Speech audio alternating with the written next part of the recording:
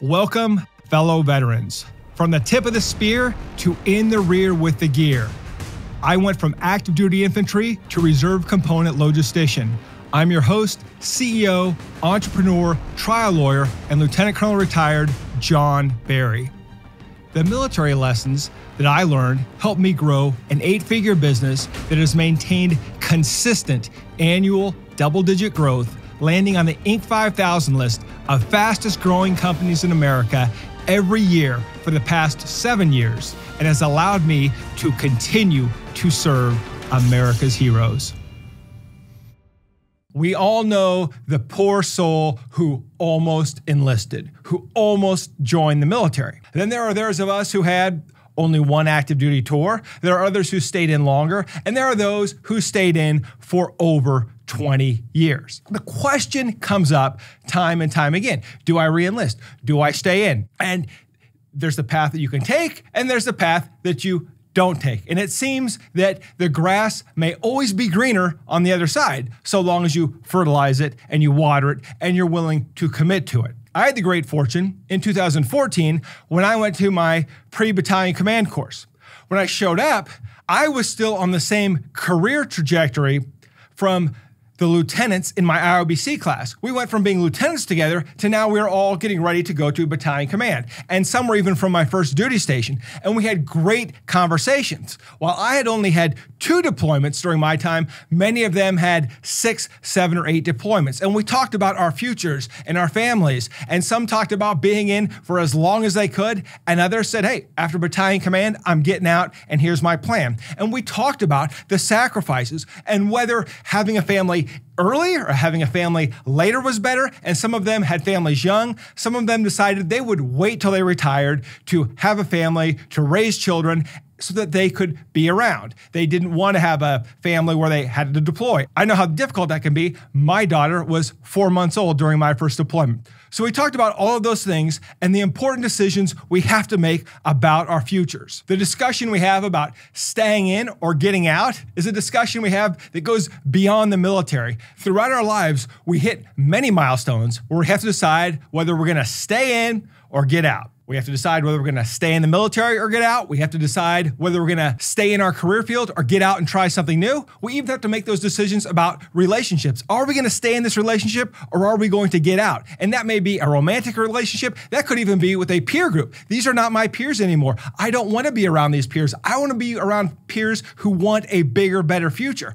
These are all important decisions. And as leaders, we have to counsel subordinate leaders when they hit important milestones. We have to have that crucial conversation about what's going to happen next. What do you want to do next? What does your future look like? What are your goals? If we're not doing that as leaders, we are failing them.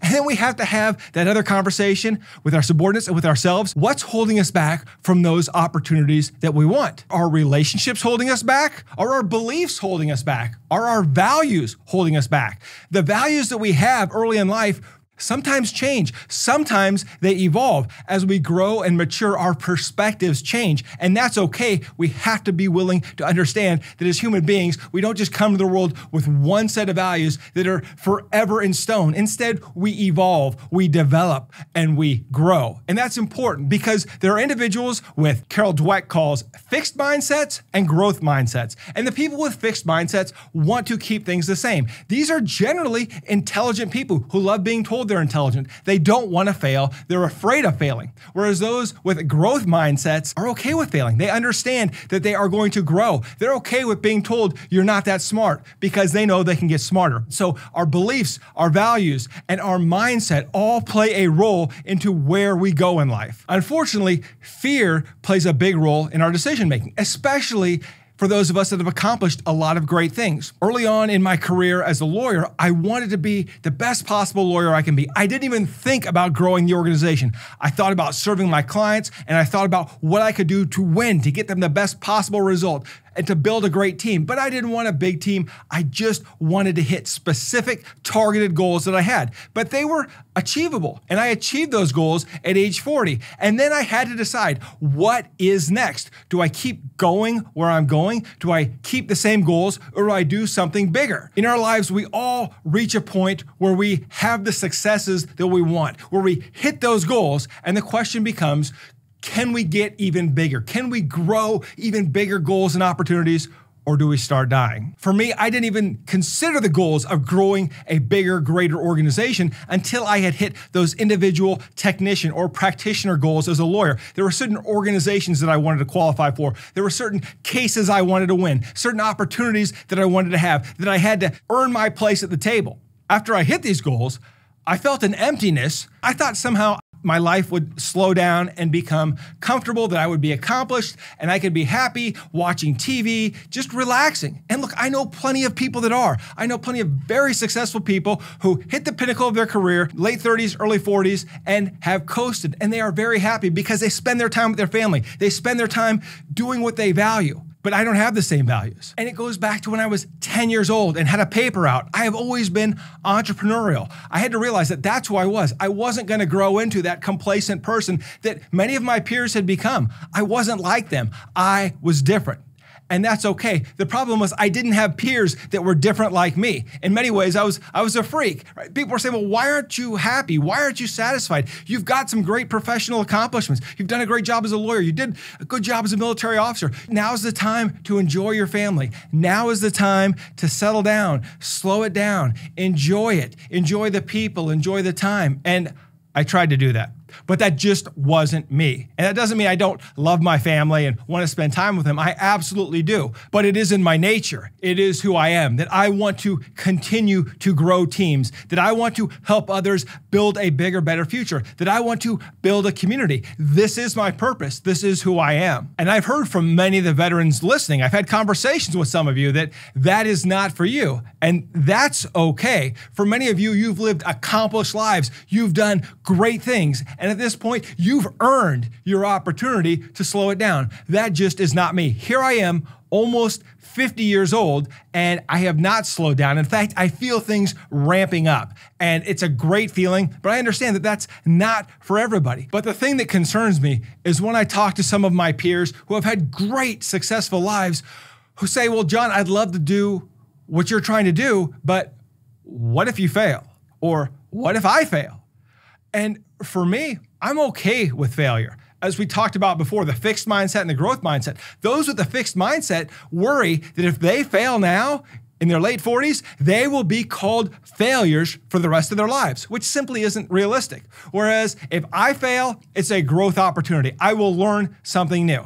And when we talk about failure, let's really define failure. Failure is you lose everything. You lose all your money, you lose your relationships.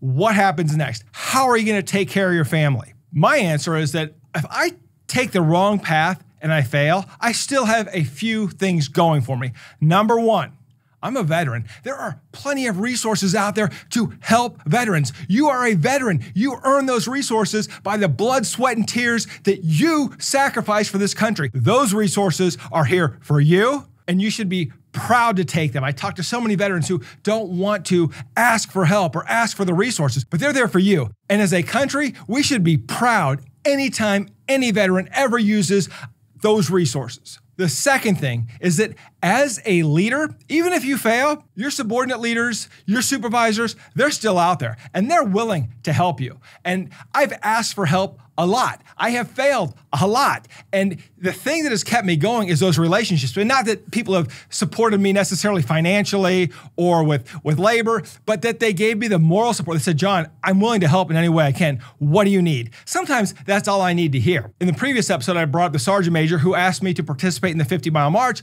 and help raise money. Now, I was not comfortable asking anybody for anything, but as I reached out to people that I knew, people that I'd helped in the past, they were so receptive. They wanted to help. Some of them believed in the 50-mile march mission. They wanted to help fellow veterans. Other ones believed in me. And they just said, John, you've helped me. I want to help you. And there is so much reciprocity out there. If you're a leader, you have helped people. And the people you help want the opportunity to pay it back. You have been a hero to them, and they want desperately to be a hero to you. As I conclude this, I want to talk about something that is really important to me. For many of you, you've known service members who have committed suicide. I've had 3 under my command commit suicide. And as a leader, you feel responsible. One of the things that bothered me was that each one of them at some point had reached out and I had spoken with them and I didn't understand what they were going through. A few years ago, a soldier reached out to me. And at this point, I was on high alert. And he started telling me about a lot of things that had gone wrong in his life. He felt defeated. He felt a loss of purpose. And I tried to steer him into what was going well for him. And he couldn't say a lot. Finally, I said, well, what would great look like in your life right now? Tell me if you could do anything, what would you do? And he lit up a little bit and started talking about something that he really wanted to do. And I asked him, I said, well, what would happen if you failed? Would it be the end? And he said, no, it wouldn't be the end. And he said, you know what? I'm going to do this. You're right. I have nothing to lose. I have failed here. I have failed there. I failed so much that it doesn't really matter. I'm going to go ahead and do this. I don't know if I saved a life that day, but I'm proud to say that I took the time to have that conversation for someone that was, I think, facing a lot of failure and afraid of failing again. But I have found that the more we fail, the more we just get used to it. The more beatings we take, the more resilient we become. And that, as leaders, is something that we have to watch out for in our team members, for our peers, for our friends. We know what failure looks like. As military leaders, we have all failed. We have all been at points in our careers where we failed bad, other people were affected, we're responsible, and we feel that. And we feel that in our souls because as leaders, that was our responsibility, our charge. So when team members or veterans come to us and ask for help, it's our obligation to help them. And if they want to talk about failure and they're feeling failure, it's our job to lift them up and say, what's the worst thing that happens if you fail? No one can take away that you are a United States military veteran. You're the top 1%. You served when other people wouldn't. Thank you.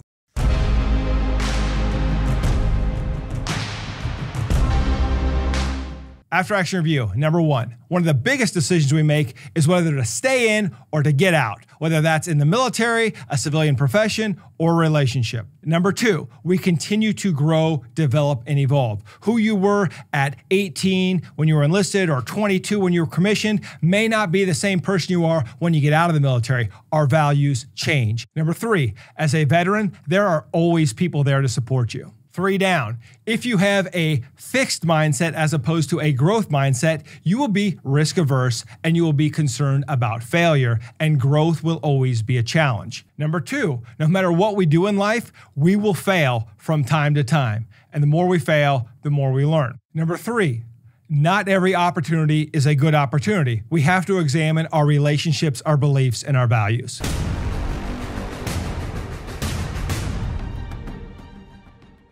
Thank you for joining us today on Veteran Led, where we pursue our mission of promoting veteran leadership in business, strengthening the veteran community, and getting veterans all of the benefits that they earned. If you know a leader who should be on the Veteran Led podcast, report to our online community by searching @Veteran Led on your favorite social channels and posting in the comments. We want to hear how your military challenges prepared you to lead your industry or community, and we will let the world know. And of course, hit subscribe and join me next time on Veteran Led.